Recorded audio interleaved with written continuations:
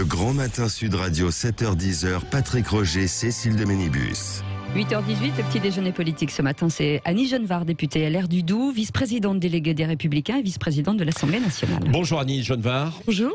Qui sera vraiment le candidat des Républicains? On va parler du feuilleton du moment dans votre famille, mais avant cela quand même, le rapport très attendu ce matin sur le scandale des abus sexuels dans l'Église.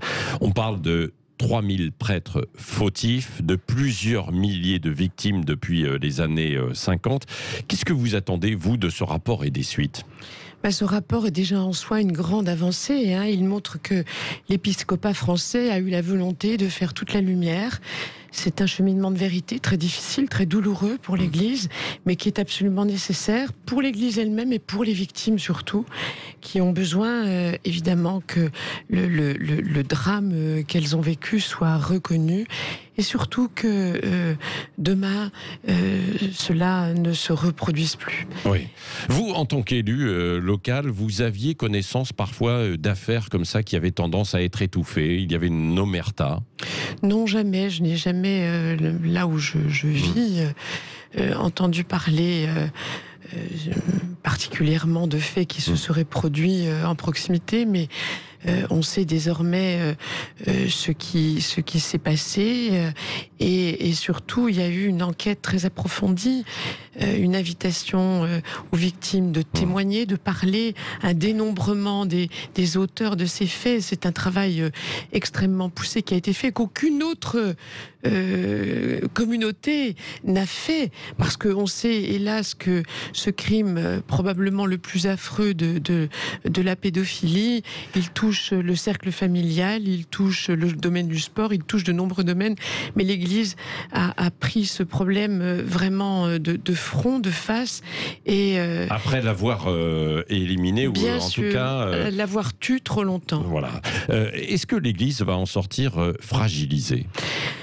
Il est clair que cela probablement passera par une phase d'altération de son image, même si, il faut le dire, l'immense majorité des prêtres ne s'est pas rendue coupable, parce que le rapport Sauvé donne des chiffres. Ça concerne 3% des prêtres. Évidemment, c'est énorme et c'est beaucoup trop, et les victimes se comptent par milliers, c'est abominable. Mais je veux dire, l'immense majorité des prêtres, la quasi-totalité des prêtres, ne s'est jamais rendu coupable de tels agissements. Donc je pense que ça aura une incidence sur l'image de l'Église, mais que c'est peut-être le début d'une restauration de son image, et je veux le croire. Oui, c'est ça. Ça peut être un rebond par la suite, quoi. Je l'espère, parce que ce travail de vérité a été nécessaire, mais évidemment a demandé du courage. Bon, Annie Genevard, travail de vérité aussi. Revenons aux affaires des LR. Bureau politique crucial demain. Xavier Bertrand semble refuser le processus du congrès début décembre. Le mieux placé dans les sondages, donc il invite les autres candidats à se ranger derrière lui. Qu'est-ce que vous lui répondez ? Moi, je réponds que nos candidats ont un devoir absolu. C'est celui de se parler, de se voir, de s'entendre. Quelle que soit la forme que prendront les choses, ça c'est indispensable. Nous ne devons avoir qu'un seul candidat et que tout le monde se range derrière lui. Alors, les républicains, les adhérents, les militants ont exprimé un choix, que le choix du candidat à la présidentielle se fasse par un congrès. Ce choix doit être respecté. Moi, j'espère vraiment que Xavier Bertrand entendra cette volonté militante, et je crois qu'il n'a rien à y perdre, à se plier à l'exercice commun. Et si, parce que Xavier Bertrand dit, à partir du moment où lui n'est pas adhérent aux Républicains, il dit que ce sont les militants qui vont voter, et les militants sont plus portés vers d'autres personnalités, mais qui ne ressortent pas, je pense à Michel Barnier par exemple, mais qui ne ressortent pas forcément dans les sondages, dans les intentions de vote. Moi, je crois que les militants sont comme tous les Français. Tous les Français qui ont envie du changement, qui ont envie d'une alternative à Emmanuel Macron ou à Marine Le Pen. Et que, par conséquent, cette sagesse-là, ils la partagent, et qu'ils porteront leur suffrage sur celui qui a les meilleures chances de l'emporter. Donc, voilà. Donc ça veut dire qu'on va aller jusqu'au bout du processus. Pour vous, il n'est pas question de transiger avant, même si les uns et les autres se parlent. Moi, je pense que si les uns et les autres voulaient accélérer le processus, il ne tient qu'à eux de s'entendre avant. Je veux dire, s'ils se mettaient d'accord avant le Congrès... Qui siffle la fin de la partie, alors, dans ces conditions. Mais moi, j'en appelle au sens de la responsabilité de chacun. De toute façon, les Républicains ont 2 rassemblements à conduire. Le rassemblement de leurs candidats et le rassemblement des électeurs de la droite. Ce rassemblement, il prend un peu de temps. Si vous voulez forcer le tempo, si vous voulez imposer une décision qui n'est pas consentie, eh bien, vous ruinez les chances du rassemblement. Et on a connu ça avec la présidentielle, la primaire, puis la présidentielle de 2017. On a bien vu que le rassemblement ne s'était pas opéré entre les équipes. Donc, c'est ce temps nécessaire au vrai rassemblement profond, authentique, qui permet la victoire. C'est cette chance-là que nous voulons donner à notre famille politique. Et ça prend un petit peu de temps. Oui, mais Xavier Bertrand doit donc se plier au processus. Sa parole lui appartient. Moi, je ne suis pas le porte-parole de Xavier Bertrand. Donc, on verra bien quelle sera sa décision. Mais je crois que le sens de la responsabilité des uns et des autres impose, mais vraiment impérativement, qu'ils se mettent d'accord. Oui, donc et ils doivent se parler. Mais alors comment même si le congrès a lieu, ils doivent se parler, se voir régulièrement, parce que si congrès il y a au lendemain du congrès, ils devront être comme les doigts de la main. Oui, bon, donc, alors vous les invitez à se rencontrer. Est-ce que ça doit se faire sous votre égide, l'égide des Républicains ou pas alors ? Écoutez, chacun est suffisamment adulte pour pouvoir se voir sans avoir besoin de la tutelle absolue du parti.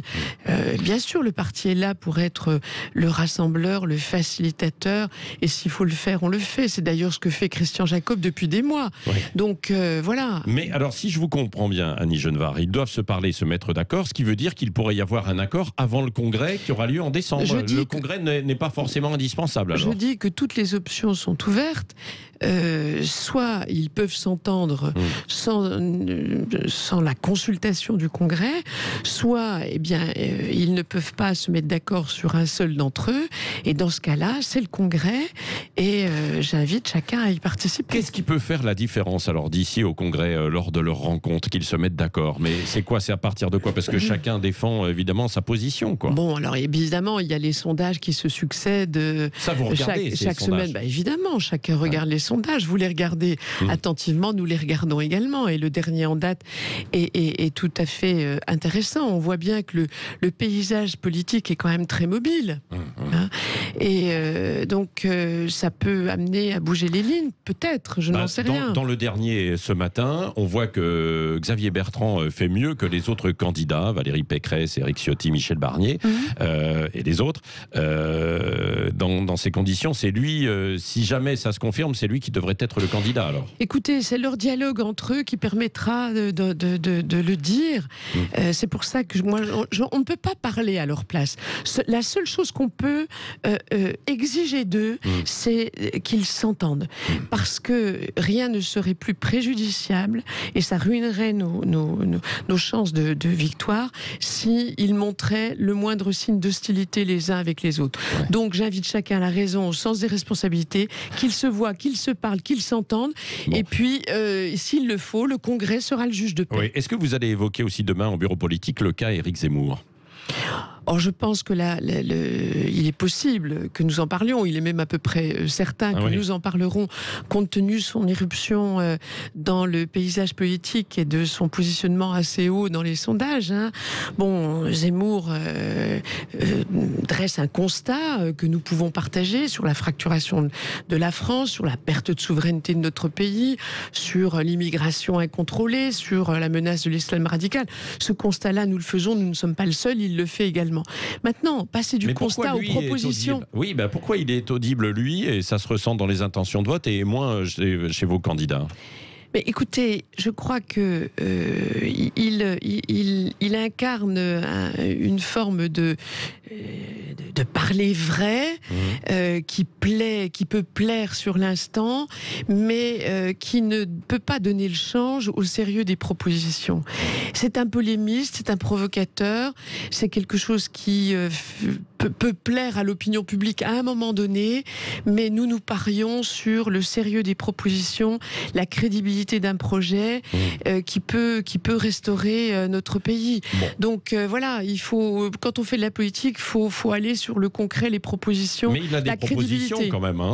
Il l'a évoqué lors des différentes interviews. On verra ensuite dans son programme. Mais est-ce qu'il est trop tard pour vous de récolter quand même les 30% d'intention de vote d'Éric Zemmour et de Marine Le Pen? Quand on cumule en fait les sondages, 30% sans ces intentions de vote, sans ces électeurs, donc vous ne gagnerez jamais.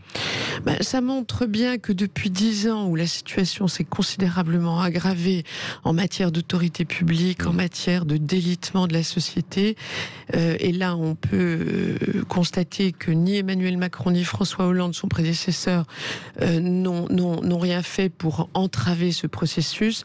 Eh bien le résultat il est là, c'est que les Français aujourd'hui disent clairement qu'ils demandent à leurs dirigeants d'agir, d'entraver ce mouvement mortifère pour la France. Donc après, ça se jouera sur la crédibilité.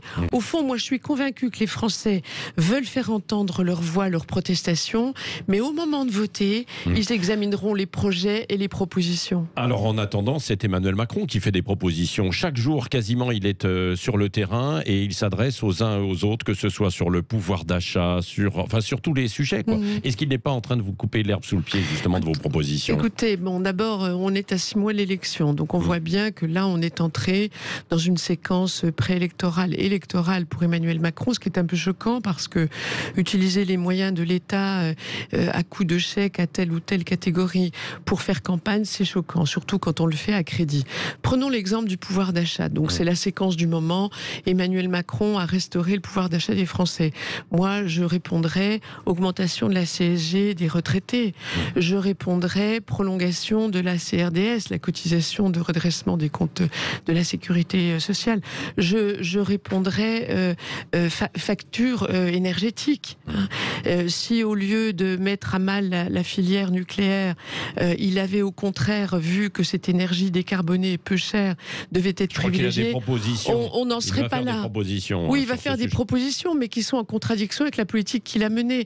Donc moi je vois bien qu'il y a une espèce d'affolement les 6 derniers mois du quinquennat pour dire et faire ce qu'on n'a pas fait avant, mais tout ça n'est pas quand même très convaincant. Merci Annie Genevard, donc vice-présidente de l'Assemblée nationale et vice-présidente déléguée aussi des Républicains, d'avoir été ce matin l'invitée de Sud Radio.